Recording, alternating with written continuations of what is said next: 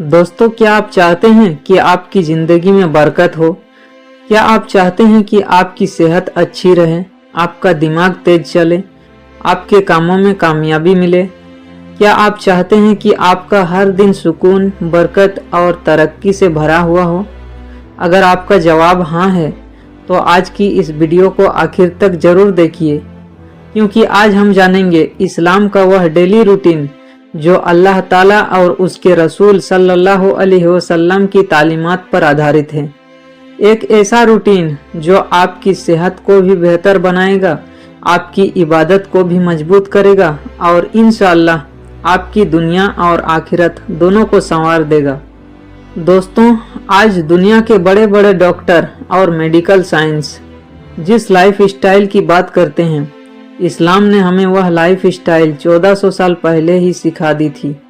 सबसे पहले हम बात करते हैं सोने और जागने की।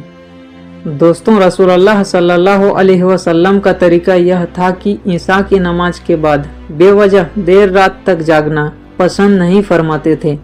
आज हमारी सबसे बड़ी समस्या यह है कि हम रात को देर तक मोबाइल चलाते हैं, कभी यूट्यूब, कभी फेसबुक, कभी इंस्टाग्राम, कभी बेकार की वीडियो, और फिर सुबह फज्र की नमाज भी छूट जाती है। याद रखिए, जो इंसान रात को जल्दी सोता है और सुबह जल्दी उठता है, उसकी सेहत भी बेहतर रहती है और उसका दिमाग भी ज़्यादा एक्टिव रहता है। अगर हो सके तो तहज्जुद के लिए उठिए, और अगर तहज्जुद के लिए नहीं उठ सकते तो कम से कम फज्र की नमाज के लिए ज़रूर उठिए। दोस्तों, सुबह का समय बरकत वाला होता है। इसी समय दिमाग सबसे ज़्यादा ताज़ा होता है। अगर आप पढ़ाई करते हैं तो सुबह की पढ़ाई ज़्यादा याद रहती है। अगर आप बिजनेस करते हैं तो सुबह की मेहनत ज़्यादा फल देती है। अगर आप नौकरी करते हैं तो आपका पूरा दिन बेहतर गुजरता है। इसलिए अपनी ज़िंदगी का पहला नियम बना लीजिए, जल्दी सोना और जल्दी उठना। अब बात करते हैं नमाज की।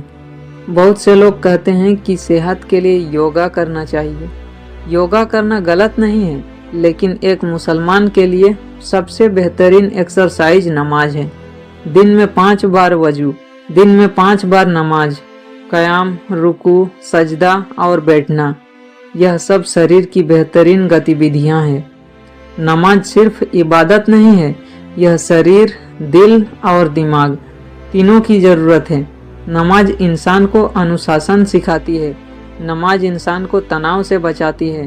नमाज इंसान को अल्लाह रब्बुल इज्जत से जोड़ती है, और जब इंसान अल्लाह रब्बुल इज्जत से जुड़ जाता है तो उसका दिल मजबूत हो जाता है।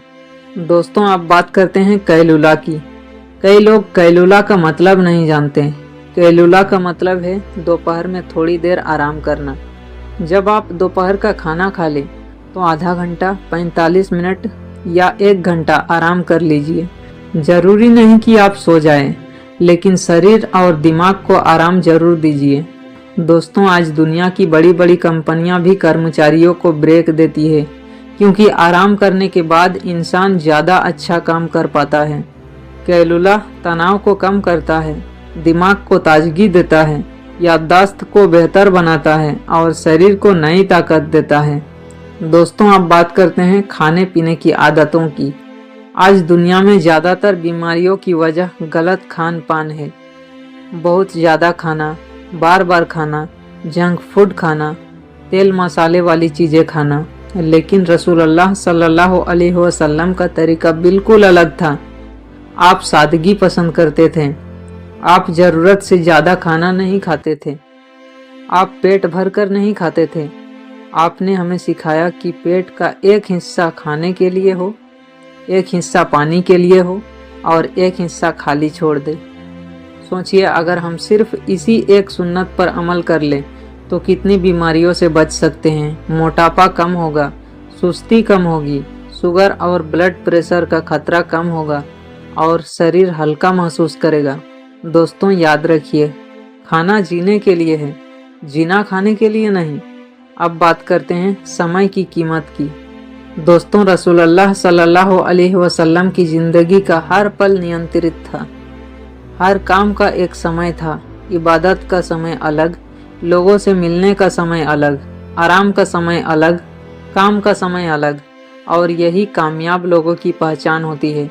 वे समय की कदर करते हैं। आज हमारी सबसे बड़ी समस्या यह है कि हमारे पास समय तो है, लेकिन समय का प्रबंधन नहीं है।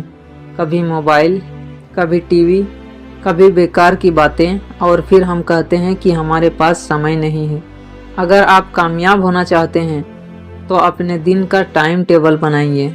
उठने का समय तय कीजिए, सोने का समय तय कीजिए, खाने का समय तय कीजिए, पढ़ाई का समय तय कीजिए, काम का समय तय कीजिए और इबादत का समय तय कीजिए। जब जिंदगी में अनुशासन आता है तब बरकत भी आती है। एक और बहुत महत्वपूर्ण बात, बेकार चीज़ों से दूर रहिए। आज मोबाइल सबसे बड़ा समय चुराने वाला साधन बन गया है। लोग कहते हैं कि सिर्फ 5 मिनट मोबाइल देखेंगे, लेकिन पता ही नहीं चलता कि 1 घंटा कब गुजर गया। जो समय वापस नहीं आ सकता उसे ऐसी चीज़ों में बर्बाद मत कीजिए जो ना दुनिया में फ़ायदा दे और ना आखिरत में। अपने मोबाइल का इस्तेमाल सीखने के लिए कीजिए, कुरान सुनने के लिए कीजिए, इस्लामी शिक्षा हासिल करने के लिए कीजिए, नई स्किल सीखने के लिए कीजिए, लेकिन अपना कीमती समय बेकार चीज़ों में बर्बाद मत कीजिए। दोस्तों, अगर आप इस्लामिक डेली रूटीन अपनाते हैं, जल्दी सोते हैं, जल्दी उठते हैं, नमाज की पाबंदी करते हैं, कैलुला करते हैं, सादा और संतुलित खाना खाते हैं, समय की कदर करते हैं और बेकार चीज़ों से बचते हैं, तो इंशाअल्लाह आपकी सेहत बेहतर होगी, आपका दिमाग मजबूत होगा, आपके कामों में बरकत होगी और आपकी ज़िंदगी ज़्यादा सुकून वाली बन जाएगी। अल्लाह ताला हमें सुन्नत के मुताबिक ज़िंदगी गुजारने की तौफीक अता फरमाए। आमीन या रब्बुल आलमीन।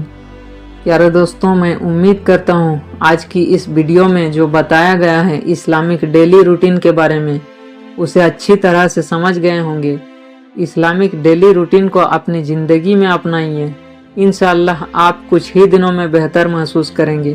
प्यारे दोस्तों, अगर आपको यह वीडियो पसंद आई हो तो वीडियो को दिल से एक लाइक कीजिए, शेयर कीजिए और चैनल पर नए हैं तो चैनल को सब्सक्राइब ज़रूर कीजिए, क्योंकि हमारे इस चैनल पर इस्लामिक दीनी इल्म हासिल करने वाली वीडियो आते रहते हैं, तो हमारे नए आने वाले वीडियो आप तक सबसे पहले पहुँचे।